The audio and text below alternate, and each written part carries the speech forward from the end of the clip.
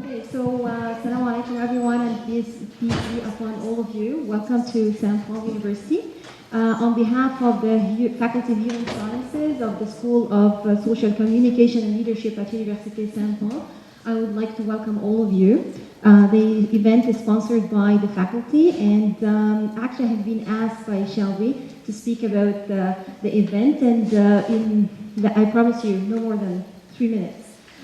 Basically, what I want to reflect on in this event, to touch on 3 points. The first one is the role of Muslim Link as one of the form of community media or alternative media, which is very, very important, and also how this relates to me as a person, Muslim, living in Ottawa, and also share some good news with everyone.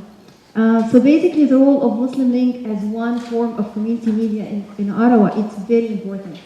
To start with, what is community media?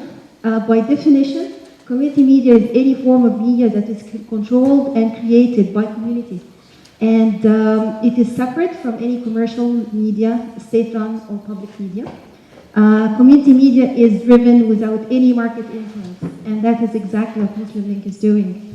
The fundamental piece of the community media is really to engage groups and give voices to the community. So I want just to reflect on a few statistics. One of them is United Nations, UNESCO. It has been recognized as one form of alternative media in the world, community media.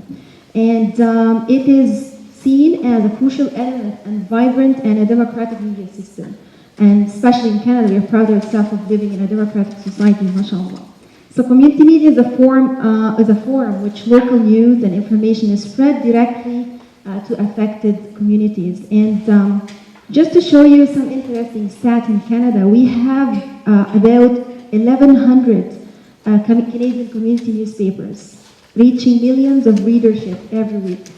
And almost 3/4 of Canadian adults, and precisely 74% of Canadians, read community newspapers. That is, to me, as an academic of mass media and communication, it is really a strong indication of the influence of community media, which is the case of Muslim Link.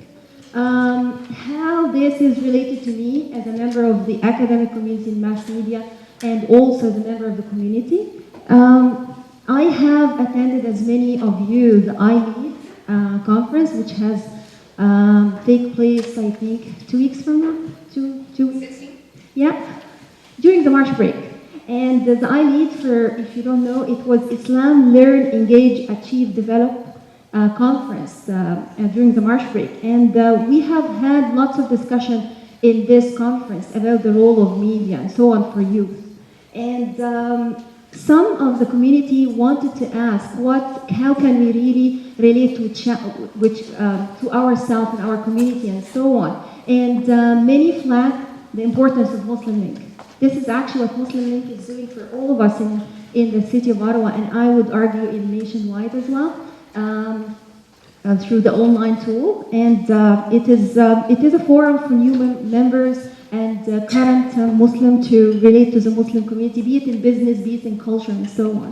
And I have actually looked to the Muslim Link website, and I found this so much reflective of the needs of a community. Just to give you a few examples, you can find on the Muslim Link content lots of social life, lots of sports, information about immigrant news, technology, and events, director of businesses, and classified information and so on, which is very, very important for newcomers and new immigrants and so on. Events about community news, blogs, and news and headlines as of any mainstream newspaper.